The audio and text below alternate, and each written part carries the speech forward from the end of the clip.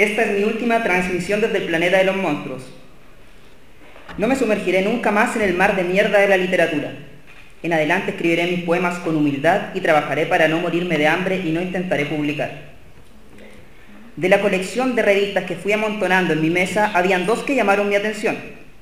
Con las otras era posible hacer un muestrario variopinto de psicópatas y esquizofrénicos, pero solo esas dos tenían el ELA. La singularidad de empresa que atraía a Carlos Bieder, Ambas eran francesas, el número 1 de la Gaceta Literaria de Évreux y el número 3 de la revista de los Vigilantes Nocturnos de Arras. En cada una de ellas encontré un trabajo crítico de un tal Jules Defoe. Aunque en la Gaceta adoptaba la forma puramente circunstancial del verso. Pero antes debo hablar de Raoul Delorme y de la secta de los escritores bárbaros. Nacido en 1935, Raoul Delorme fue soldado y vendedor del mercado de abastos antes de encontrar una colocación fija y más acorde con una ligera enfermedad en las vértebras contraídas en la legión, como portero de un edificio del centro de París. En 1968, mientras los estudiantes levantaban barricadas y los futuros novelistas de Francia rompían a ladrillazos las ventanas de sus liceos o hacían el amor por primera vez, decidió fundar la secta o el movimiento de los escritores bárbaros. Así que, mientras unos intelectuales salían a tomar las calles, el antiguo legionario se encerró en su minúscula portería de la Rue des Sceaux y comenzó a dar forma a su nueva literatura. El aprendizaje consistía en dos pasos aparentemente sencillos: el encierro y la lectura. Para el primer paso había que comprar víveres suficientes para una semana o ayunar. También era necesario, para evitar las visitas inoportunas, avisar que uno no estaba disponible para nadie o que salía de viaje por una semana o que había contraído una enfermedad contagiosa. El segundo paso era más complicado. Según Delorme, había que fundirse con las obras maestras.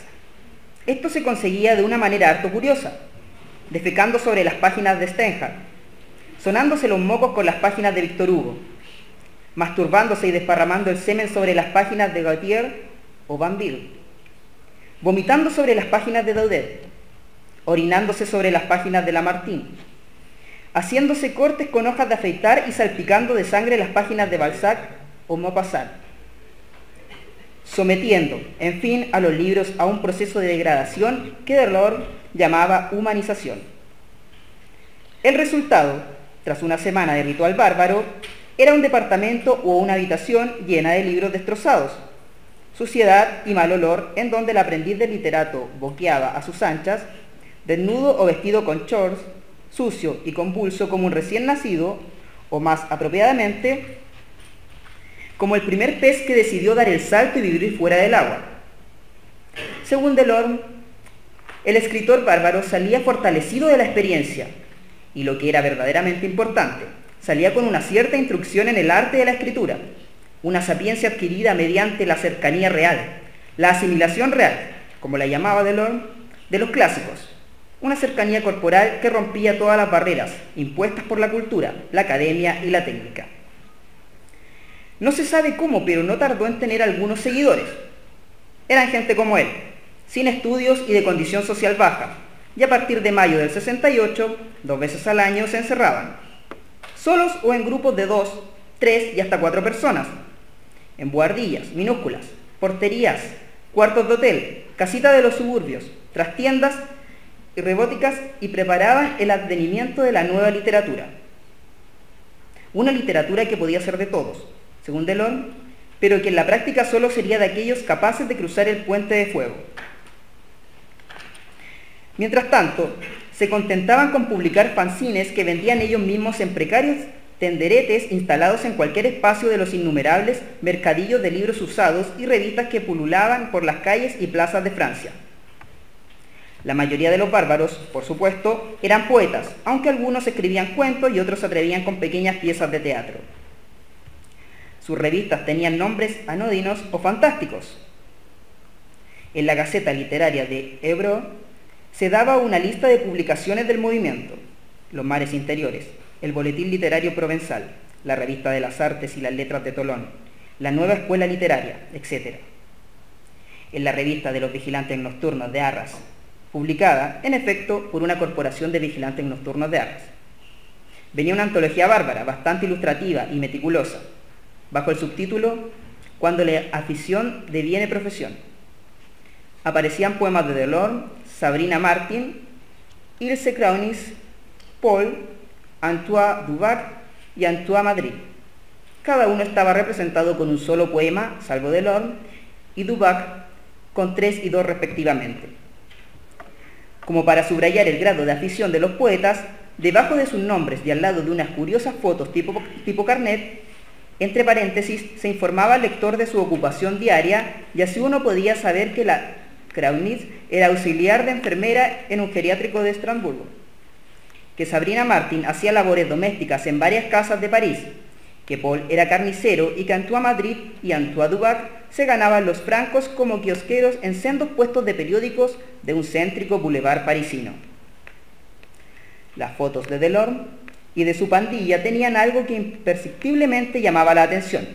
Primero, todos miraban fijamente a la cámara y por tanto a los ojos del lector como si estuvieran comprometidos en un infantil, o al menos vano, intento de hipnosis. Segundo, todos, sin excepción, parecían confiados y seguros, sobre todo seguros, en las antípodas del ridículo y de la duda, algo que, bien pensado, tal vez no fuera poco corriente tratándose de literatos franceses.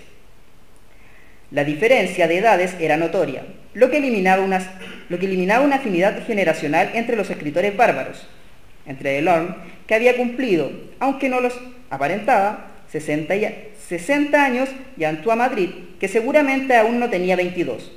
Mediaban al menos 2 generaciones. Los textos, tanto en una como en otra revista, venían precedidos por una historia de la escritura bárbara, de un tal Xavier Robert, y por una suerte de manifiesto del propio Delorme, titulado La afición a escribir. En ambos se informaba, más bien con pedantería y torpeza en el texto de Delorme, pero sorprendentemente con agilidad y elegancia en el de Robert, al que una pequeña nota bibliográfica, probablemente redactada por él mismo, presentaba como ex-surrealista, ex-comunista, ex-fascista, autor de un libro sobre su amigo Salvador Dalí, titulado Dalí en contra y a favor de la ópera del mundo, y actualmente retirado en el Poitou, de la génesis de la escritura bárbara y de algunos hitos que marcaban su subterránea y no siempre tranquila singladura. Sin las notas de Robert y de Delorme, hubiera sido fácil tomarlos por miembros activos, o tal vez más voluntariosos que activos, de un taller de literatura de algún barrio obrero de los suburbios. Sus rostros eran vulgares. Sabrina Martin parecía rondar la treintena y la tristeza. Antoine Madrid tenía un airecillo de chulo reservado y discreto, de aquellos que suelen guardar las distancias. Antoine Dubac era calvo, miope y cuarentón. La Kraunis, tras una aparición de oficinista de edad indefinida, parecía ocultar un enorme caudal de energía inestable. Paul era un calavera, con el rostro fusiforme, el pelo cortado al cepillo, nariz larga y huesuda, orejas pegadas al cráneo, nuez prominente, de unos 50 años, y Delorme, el jefe, parecía exactamente lo que era, un ex legionario y un tipo con una gran voluntad. Pero ¿cómo se le pudo ocurrir a ese hombre que profanando libros se podía mejorar el francés hablado y escrito? ¿En qué momento de su vida definió las líneas maestras de su ritual? Junto a los textos de Robert, a quien el editor de la revista de los vigilantes nocturnos de Arras llamaba el Juan Bautista del nuevo movimiento literario, se encontraban los textos de Jules Defoe. En la revista era un ensayo y en la Gaceta era un poema. En el primero se propugnaba, en un estilo entrecortado y feroz, una literatura escrita por gente ajena a la literatura, de igual forma que la política, tal como estaba ocurriendo y el autor se felicitaba por ello. Debía ser la gente ajena a la política. La revolución pendiente de la literatura, venía a decir Defoe, será de alguna manera su abolición. Cuando la poesía la hagan los no poetas y la lean los no lectores, podía haberlo escrito cualquiera, pensé, incluso el mismo Robert, pero su estilo estaba en las antípodas. Robert se notaba, era viejo, era irónico, era venenoso, había sido elegante, era europeo, la literatura, para él, tenía la forma de un río navegable, de cauce azaroso, sin duda, pero un río y no un huracán contemplado en la lejanía inmensa de la tierra, o el propio Delors, suponiendo que éste, tras destripar cientos de libros de literatura francesa del XIX, hubiera aprendido por fin a escribir en prosa, lo cual era mucho suponer. Cualquiera con ganas de quemar el mundo, pero tuve la corazonada de que aquel adalid del exportero parisino era Carlos Vieder. Del poema, un poema narrativo que me recordó Dios me perdone, trozos del diario poético de John Cage, mezclado con versos que sonaban a Julián del Casal o Magallanes Moore, traducidos al francés por un japonés rabioso. Hay poco que decir. Era el humor terminal de Carlos Vieder. Era la seriedad de Carlos Vieder.